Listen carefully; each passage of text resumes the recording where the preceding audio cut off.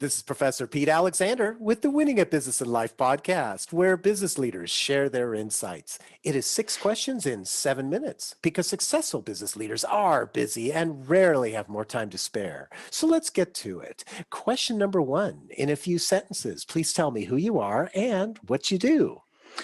All right, let's do it. Well, Pete, thank you so much for having me. My name is Dylan Ogline. So in a few sentences, I own the founder of Ogline Digital. We're a direct response digital marketing agency. And I also own an education company where I have a training program called Agency 2.0, where I teach people how to start their own digital marketing agency. Dylan, it's great to have you on the show. Question number 2. What is something that makes you smile and or laugh about working in your industry? Smile or laugh. So I'll go with the education business. With that, which has really been a focus of mine over the last, say, 2 years, helping people start their own businesses or quit their job or something, or maybe they had an agency and they're able to grow it enough to where they can quit their job or have the lifestyle that they want. That's been extremely rewarding. So I will say that puts a smile on my face. I'll go with that one. I love it. And I can hear that passion in your voice. So it's really great. Question number 3. I have a fictitious book with all the answers for business. I love that you actually have it. Exactly. What chapter would you think most companies should read? Can I go? I could do 2 here, right? Okay. Sure. Okay. All right. I'm going to do 2. So pre-show, I was thinking about this because I had a recent event with a client of mine, and this is for my agency. So the chapter would be empathy. Basically, just when I'm talking empathy, I'm talking about empathy for your team, for your employees. A lot of business leaders lose track of that, and they just think that they're, cogs in the wheel, and but just remembering that your team, that those are real people, and if you slim down your staff, you're impacting somebody's life. So empathy for your team. You also probably need empathy for your customers as well, but in my particular sense, and my particular chapter in the book would be empathy for your team members, your employees. The other one would be focusing on the essential, the critical few tasks, services, offerings, focusing on those critical few and letting go of the trivial many. That would be my answer there. I love it. Both of them are pretty impactful, definitely. So thank you for sharing those.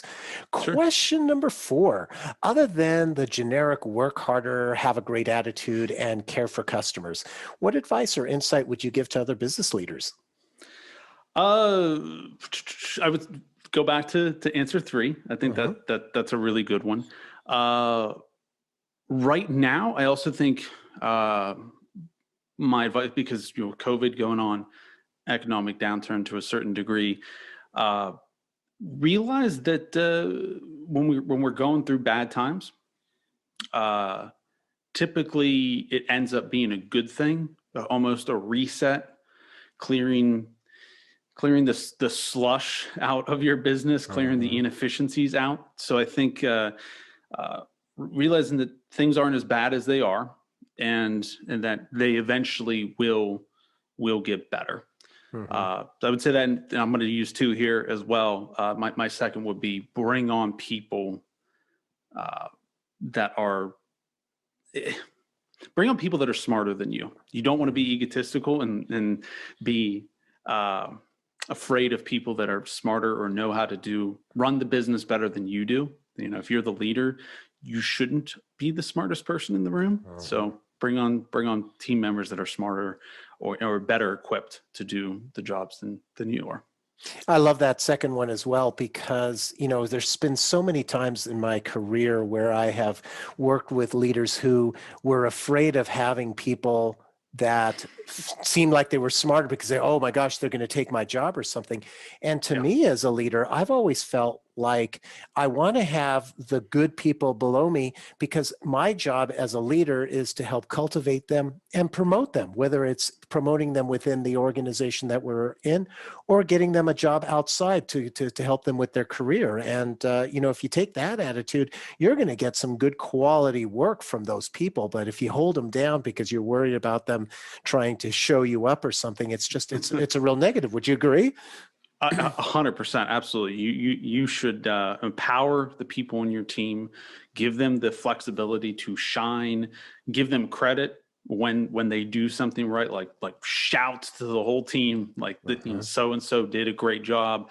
It cannot enough cannot be said for just how important that is, and just bring on people that are smarter than you.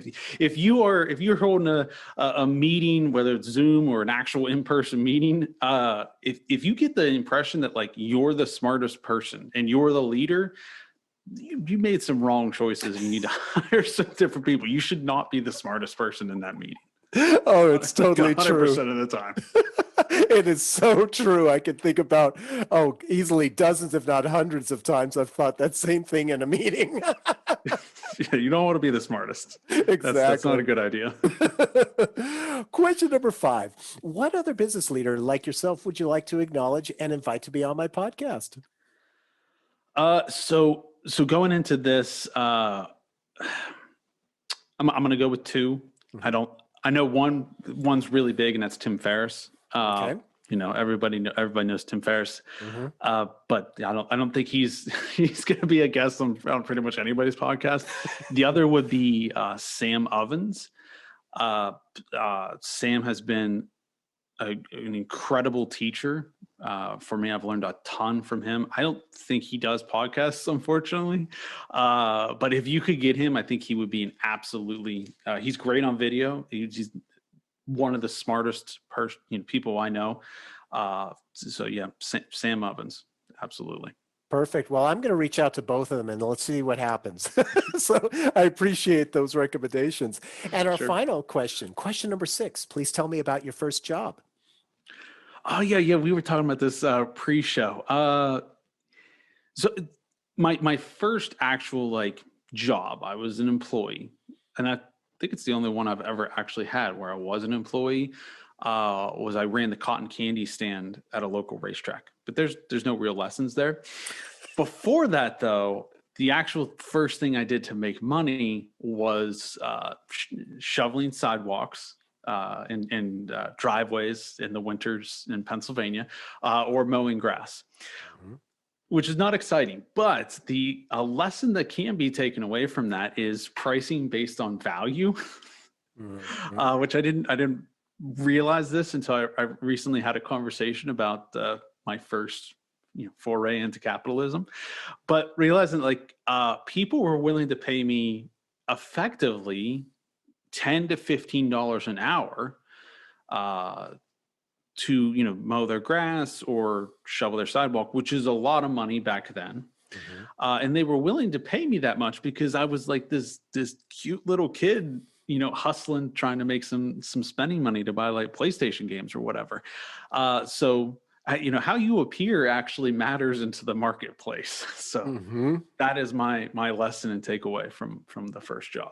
I love it. Great story too, because it sounds like because you were doing this shoveling the snow and mowing the grass, you even knew how to make sure that you had work throughout the whole seasons. Huh?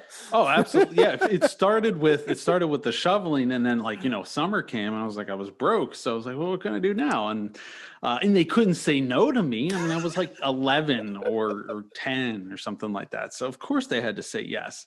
And I charged a premium price, baby. I mean, that was the premium solution in the marketplace. So I charged it appropriately. I love it. Great story. So Dylan, thank you so much for being on the show. How can people find you? Sure thing. My website's dylanoogline.com, and you can also find me on the LinkedIn, the Facebooks, the Instagrams at Dylan Oogline. Perfect. This is Professor Pete Alexander with the Winning at Business and Life podcast. Thanks for listening.